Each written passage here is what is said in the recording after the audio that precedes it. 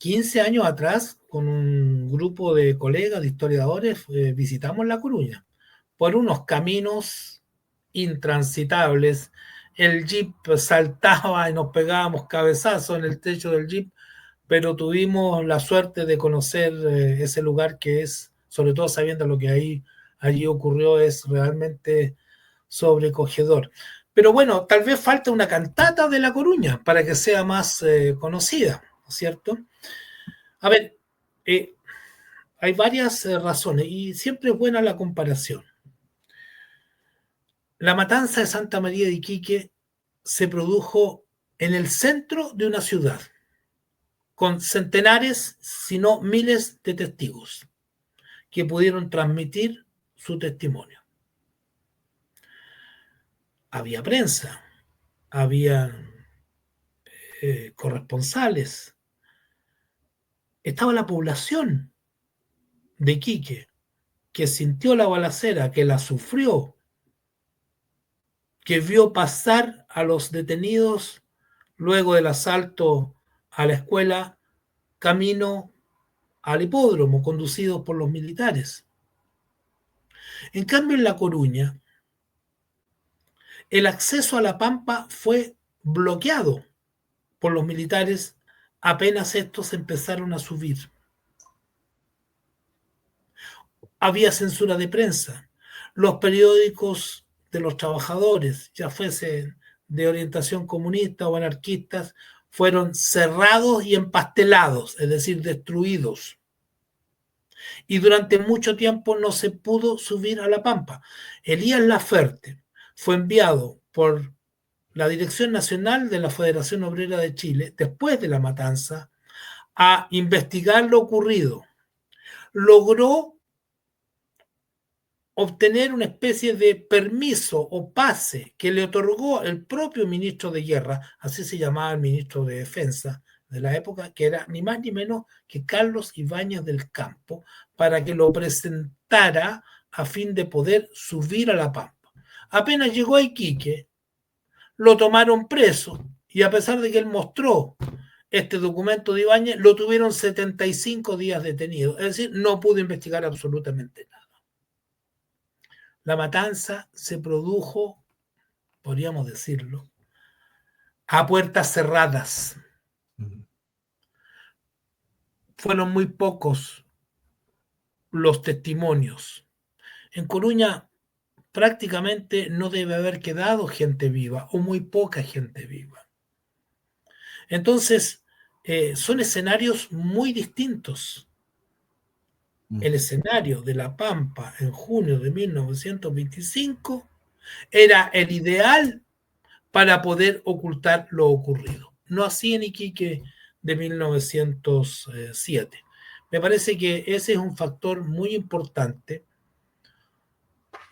que hace que, si bien la masacre de Coruña es conocida por algunas personas, sobre todo por los más estudiosos o los más politizados, no tenga la repercusión que tuvo en su momento y posteriormente Santa María de Iquique.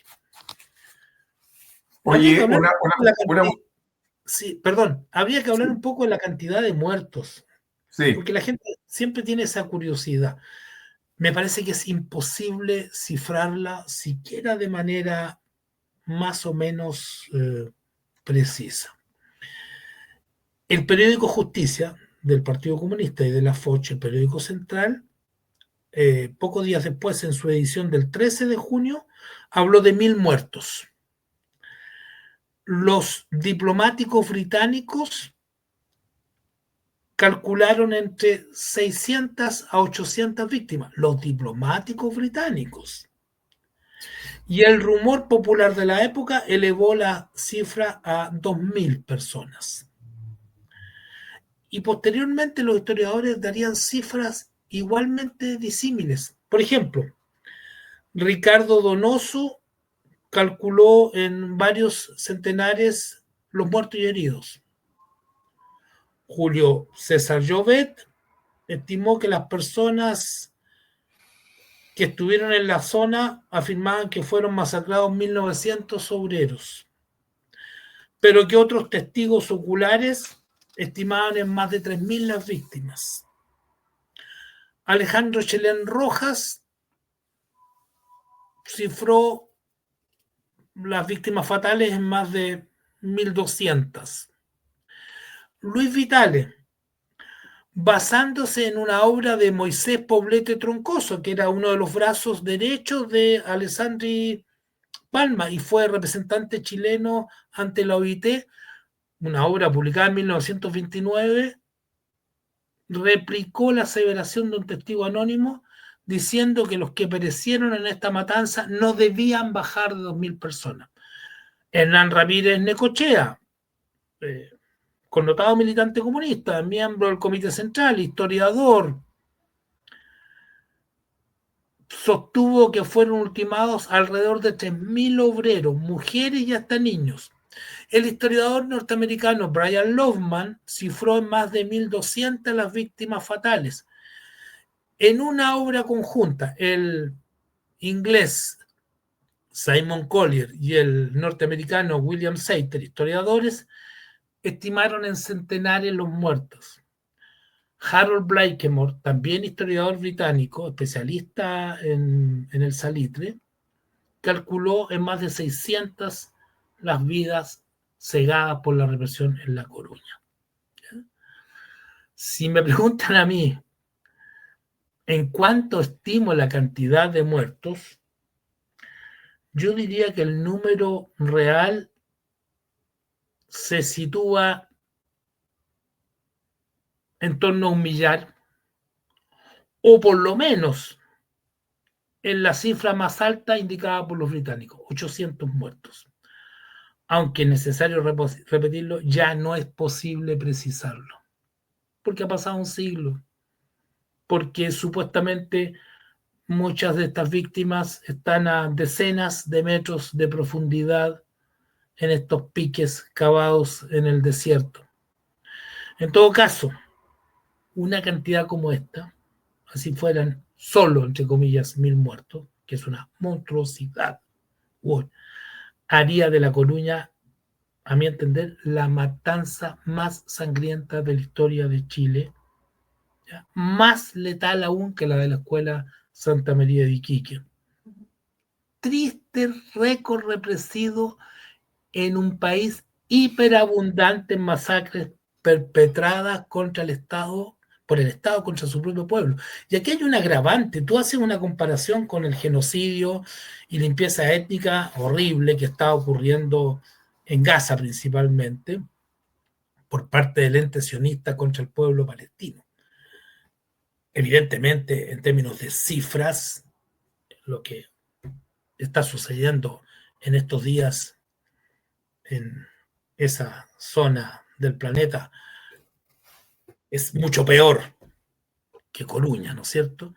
Pero el agravante en este caso es que se trata de una masacre perpetrada por las Fuerzas Armadas contra el pueblo de su propio país, no contra otra nacionalidad, lo cual ha sido, por desgracia, una característica en el actuar de las Fuerzas Armadas y represivas chilenas.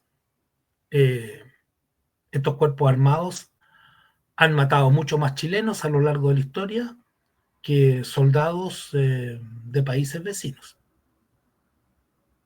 Sergio, una consulta, no sé cómo se puede... ¿Puede ser posible, te pregunto, tú como historiador, es posible, tú dices que muchos de los muertos, de los trabajadores, los niños, las mujeres muertos fueron lanzados a pique, ¿es posible que se hayan generado también, porque allá en Gaza también encontramos que este ejército sionista cavó fosas, donde echó muchos palestinos asesinados, con tractores, incluso estos animales, ya no sé qué nombre ponerle, estos sionistas ya, ¿verdad? ¿No es posible un esfuerzo de búsqueda? Es decir, ¿es posible, si hay fosas ahí en La Coruña, es posible después de tanto tiempo, tú dices que no es posible nada, pero no es posible, pero ¿habría alguna, no sé, alguna eventualidad de decir, mire, ahora vamos a hacer un esfuerzo como país de encontrar a las personas, porque no sabemos nombres tampoco, o tenemos nombres de personas que murieron ahí en La Coruña, aparte de Garrido y la forma en que todos dicen, lo describen como lo mataron, como tú lo has señalado? Pero también, no sé si fue posible que hayan existido fosas comunes donde hayan arrojado decenas de cuerpos que eventualmente en algún momento puedan ser descubiertos o haya un propósito de buscarlos. Digo yo, pregunto. A ver, según los testimonios, pero son testimonios documentalmente febles, habrían habido dos tipos de tumbas, unas cavadas por las propias víctimas, Ah, los habrían obligado a cavar sus tumbas y les habrían disparado ahí mismo, y otros trabajadores que habrían sido arrojados a estos piques muy profundos, decenas de metros de profundidad, y ahí es imposible, es imposible llegar siquiera. No soy un especialista en el tema, ¿no es cierto?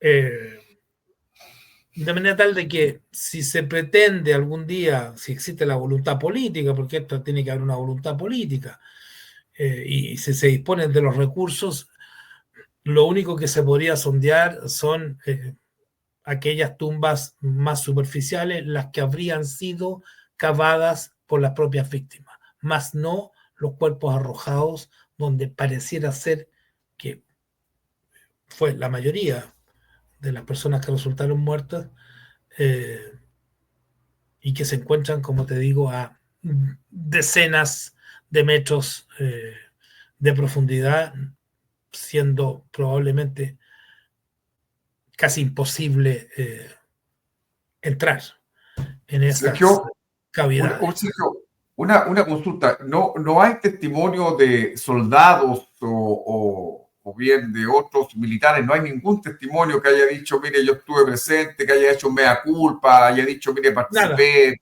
Nada. nada, hasta el momento nada. Mira, los partes militares que he citado hablan de lo ocurrido en prácticamente todos los lugares, pero la narración se detiene en el momento en que las tropas rodean La Coruña. No hablan ni del bombardeo, ni de la ocupación de la oficina, ni menos de los posibles actos represivos posteriores a su entrada en esta oficina salitrera. Hay un silencio absoluto. Y ¿Y como te qué digo, dijo después? ¿Y Alessandri qué dijo después cuando se entera de esta matanza, cuando este Alessandri, fulano... Alessandri felicitó a los militares. Oh, oh, La iniciativa parece haber sido de Ibáñez. Ibáñez, que era el hombre fuerte de la política chilena y que tenía fuertes contradicciones por un tema de liderazgo, con Alessandri, pareciera ser que actuó por sí y ante sí y puso a Alessandri ante el hecho consumado de que estaban enviando tropas hacia la Pampa Salitrera. Pero Alessandri, colocado ante esta situación, de hecho, avaló lo ocurrido, felicitó al general de la Guardia, al intendente Amengual, al cual posteriormente eh, se le promovió al cargo de otra intendencia y se le elevó en su rango de militar retirado, porque Amengual era un marino que había pasado retiro en 1916. Él había combatido en la Guerra del Pacífico, era hijo ni más ni menos que de Santiago Amengual, el famoso Manco Amengual, héroe de la Guerra del Pacífico. Pues bien, después de Coruña, inmediatamente después que él fue relevado de su cargo y trasladado a otra intendencia, lo promovieron al grado de contraalmirante en retiro de la Armada. Es decir, lo premiaron por su rol como cabeza política in situ de la represión contra los trabajadores de la Pampa Salitrera. Y esto también ocurrió, me imagino, con todo el resto de los oficiales que también actuaron ahí en La Coruña. ¿Ah? Menos Bueno, mal que no claro, existía la DINA o la CNI, si no lo hubiesen mandado directo a integrar esos grandes contingentes de violadores de derechos humanos. ¿Ah? no conozco el destino posterior de la Guarda, de Acacio Rodríguez y de otros militares, pero me imagino que fueron promovidos porque, como te digo, estos responsables, en este caso Recaredo Amengual, lo fue, ¿no es cierto? Ahora, respecto de los nombres, tengo una lista de nombres que me gustaría leer, ¿ya? No me lo sé de memoria, evidentemente. Eh, no sé si fueron víctimas, si murieron en Coruña o en otros lados, pero de acuerdo con la documentación que he consultado, junto a Garrido, y como parte de este núcleo radicalizado de la Foch, especialmente en La Coruña, destacaban por su actividad, y este es un homenaje a las víctimas, ¿ya?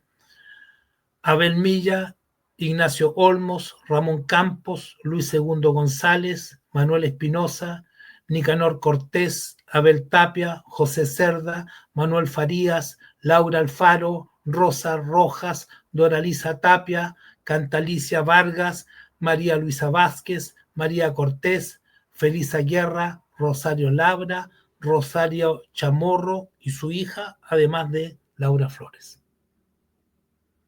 Oye, qué gran homenaje eso, qué gran sorpresa son nombres. Siempre habíamos tenido presente solo el nombre de Garrido, pero ahora el nombre que tú nos entregas es de verdad. Y es posible que esos nombres estén asociados a algún rostro o no tenemos esa... Ni siquiera conocemos el rostro de Garrido, por lo menos yo no lo he encontrado. Pero ya tenemos los nombres de ellos ya, eso es una gran cosa, porque desde ahí se puede construir su biografía, sus historias. ¿Se puede hacer eso, Sergio, no? Con Hay todo. mucho trabajo para los que vengan después de nosotros.